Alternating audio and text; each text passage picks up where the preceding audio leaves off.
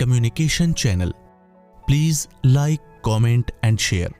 ये वो लाइन है जो आजकल न जाने आप कितनी बार सुनते हैं और कितनी जगह, पर इसके पीछे की कहानी सुनेंगे आज की इस भाग में। पिछले भाग में हमने सुना कि कैसे मार्केटिंग के कई सारे तरीके आज की तारीख में उपलब्ध हैं। इनमें से जिस माध्यम पर आज सबसे अधिक काम देखने को मिल रहा है वो है डिजिटल मार्केटिंग, यानी वो उपाय जिसे आप कहीं भी बैठकर अपने प्रोडक्ट को दुनिया के किसी भी कोने तक पहुंचा सकते हैं। इस मार्केटिंग में दो ऐसी चीजें हैं जिनकी मदद से आप अपने प्रोडक्ट की मार्केटिंग के विषय में जानकारी भी हासिल कर सकते हैं।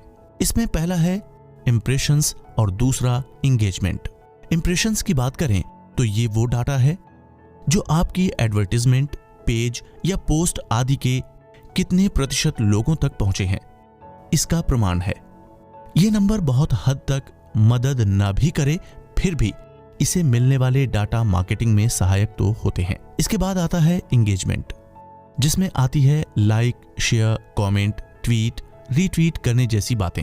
किसी भी पोस्ट, एडवर्टाइजमेंट, वीडियो, पेज आदि पर कितने लोग जा रहे हैं, रुक रहे हैं, उसे पसंद कर रहे हैं, सेव कर रहे हैं, कमेंट करके अपनी राय बता रहे हैं या एक कदम बढ़कर उसे खुद दूसरों के साथ शेयर कर रहे हैं।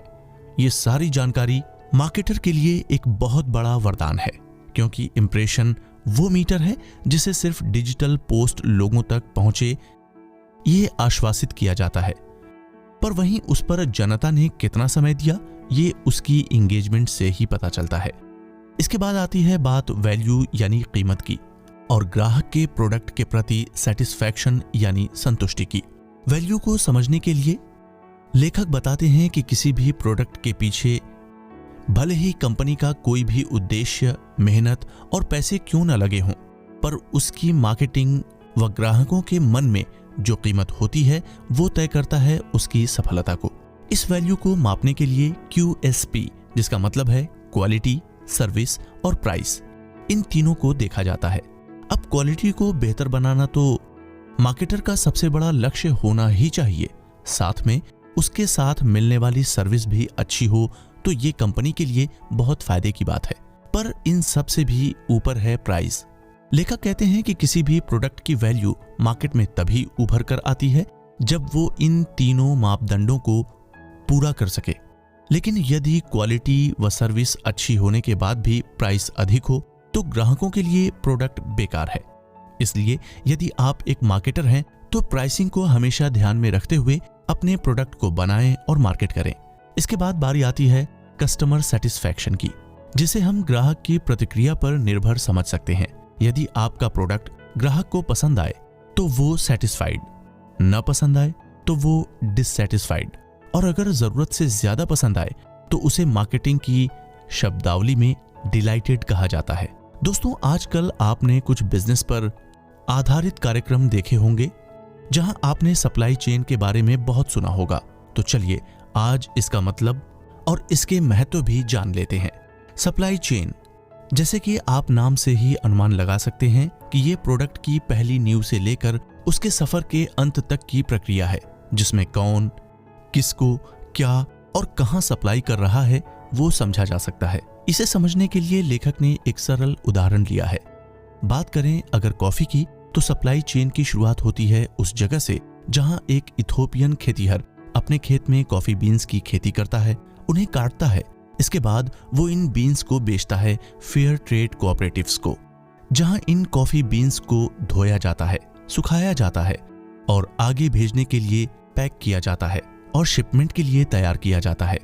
इसके बाद कुछ और भी ट्रेडिंग ऑर्गेनाइजेशन या संस्थाएं इन कॉफी बीन्स को अन्य देशों और विदेश में इन्हें बेचने का काम करती हैं, और तब आता है वो समय जब यहाँ से बनके तैयार होती है कॉफी, जो अब या तो मार्केट में ही बेची जाती है या रिटेलर्स द्वारा ग्राहकों तक पहुंचाई जाती है। इस पूरी सप्लाई चेन में आपके लिए बस एक ही बात जानना जरूरी है, और वो ये कि मार्केटर सप्लाई चेन में अधिक से अधिक परसेंटेज वैल्यू बढ़ाने की कोशिश करते हैं।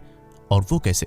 ये मार्केटर की अपनी सोच और समझ, साथ में उसकी मार्केटिंग योजनाएं और पार्टनरशिप्स पर निर्भर करता है। जब पार्टनरशिप की बात हो रही है तो यहाँ उन कंपनीज के बारे में बात करना तो बनता है जो अक्सर आपके कंपटीटर यानी प्रतिस्पर्धक होते हैं। वैसे कंपटीटर्स भी सिर्फ वो नहीं होते जो आपके जैसे ही प्रोडक्ट बनाकर मार्केट में उतारते हैं, बल्कि हर वो कंपनी या ब्रांड है जो न सिर्फ आपके जैसा कुछ बना रहा है, लेकिन उस खास प्रोडक्ट के बदले कुछ और नया लेकर आ रहा है जो आपके प्रोडक्ट की जगह इस्तेमाल हो सकता है। और ऐसे में कम प्राइस वाला कंपटीटर प्रोडक्ट आपके लिए सबसे बड़ा खतरा माना जा सकता है।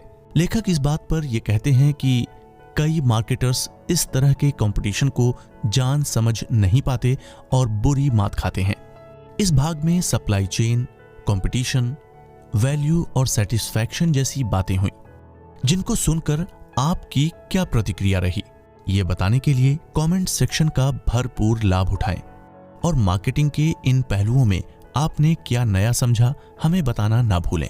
आगे इस चर्चा में और क्या नया आने वाला है, ये जानने के लिए सुनते रहिए इस चर्चा को सिर्फ